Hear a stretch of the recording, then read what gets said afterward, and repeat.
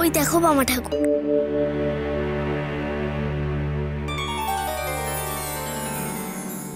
বামা তো ধ্যানে বসেছে, এখন তো ওর সঙ্গে কথা বলা যাবে না। এখন তো কোনো সময় ঠাকুরের সঙ্গে কথা বলা যায় না গো। ঠাকুর তো নিজের মনেই থাকে, আমাকে গল্পও শোনায় না, আমার সঙ্গে পুজোর ফুল তোলে না। বাবা ঠাকুর এমন পাল্টে গেল কেন গো রানীমা? কি জানি, তবে এটা ঠিক, বাবা আর এখন আগের মতো নেই। ঠিকই বলেছেন রানীমা, এখন তো বামাচরণ মন্দিরেও কম আসে।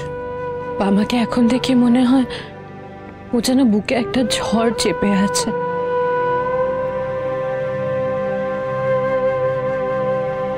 ঝড় আসার আগে যেমন চারিদিক থম মেরে থাকে, বামাও যেন ঠিক ওরকমই থম মেরে আছে।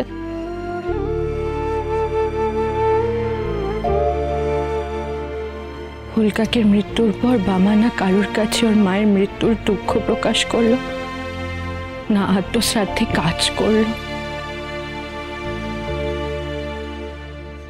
রানীমা, যার সম্মুখ নাশ হয়েছে তিনিই তো সন্ন্যাসী।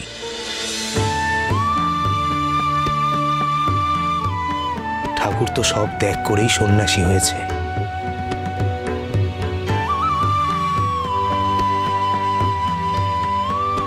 তাই হয়তো এই নিয়ে বামা ঠাকুর আর কোনো দুঃখ প্রকাশ করে। ঠিকই বলেছেন নগেন, আজ বামার না আছে নিজস্ব পরিবার, না আছে নিজস্ব পরিজন। এখন এই জগতের সব বামার নিজের, আবার নিজের নয়ও। তাই বামাচরণ তার মায়ের কাজ করতে পারেনি। কিন্তু ভাবুন বেদজ্ঞ ঠাকুর,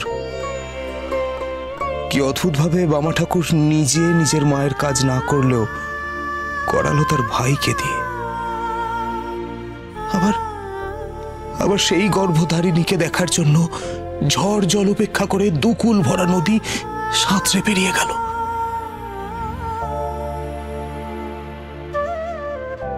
আবার কাজের দিন অতগুলো ব্রাহ্মণের খাবারও যোগান দিল।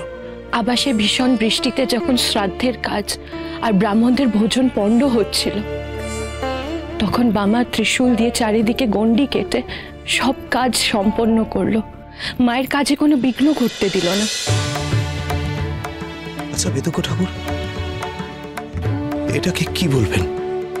বামা ঠাকুর নিজের মায়ের জন্য শোক প্রকাশ করলো না, অথচ পরোক্ষভাবে তার মায়ের কাজ যেন নির্বিঘ্নে সম্পন্ন হয় সেটা খেয়াল রাখলো। আচ্ছা বেদজ্ঞ ঠাকুর, এতে কি প্রমাণ হয় না যে বামা ওর মাকে ত্যাগ করতে পারেনি? সন্ন্যাসী হয়ে সবকিছুর ঊর্ধ্বে উঠেও এখনো ওকে সংসারের শোক তাপ বিচলিত করে। মায়ের কাজ পণ্ড হতে দেখা ওর গায়ে লাগে।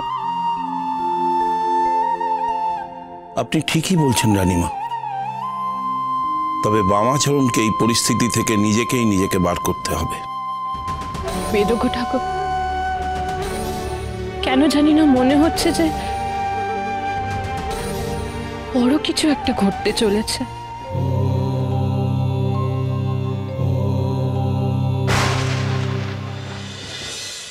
হ্যাঁ রে বাবা, তোকে যে এবার সাধনার অন্য স্তরে পৌঁছতে হবে। সময় এসেছে বাবা, তৈরি হ বাবা।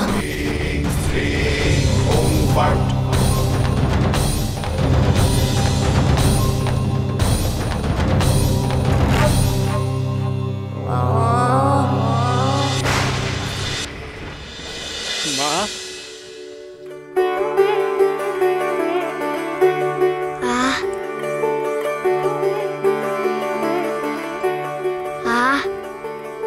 কি সুন্দর গন্ধ।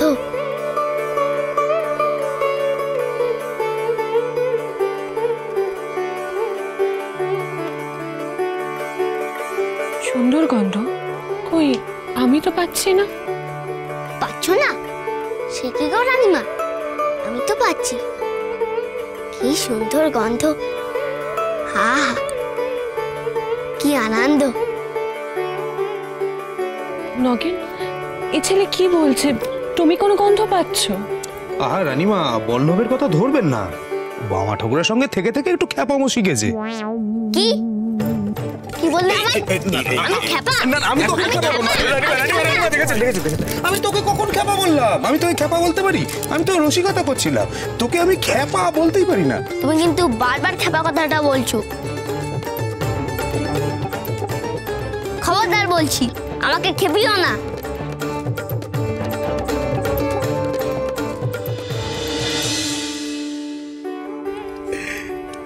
কি সুন্দর গন্ধ, গন্ধটা যেন সামনের দিকে এগিয়ে আসে। সামনে সামনে তো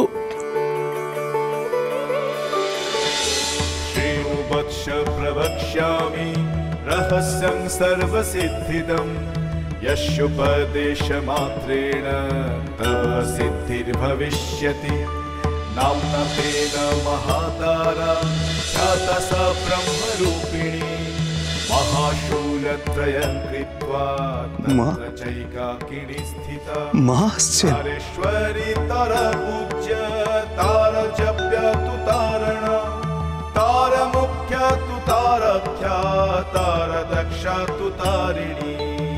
ইনি রানীমা, রানীমা, উনি আপনাকে আপনাকে ওই কাল ব্যাধির সময় রক্ষা করেছিলেন।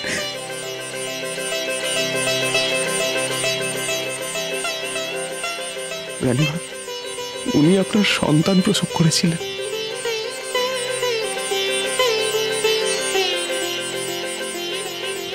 ওনাকে প্রথম সেই বীরচন্দ্রপুরে দেখেছিলাম আমরা, তখন উনি বলেছিলেন উনি বামা ঠাকুরের মা।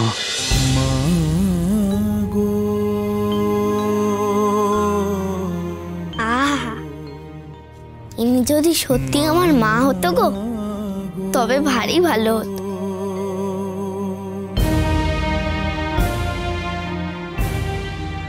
রানীমা, ওই মায়ের দিক থেকে সুন্দর গন্ধটা আসছিল গো।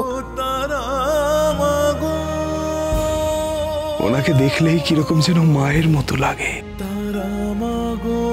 तारा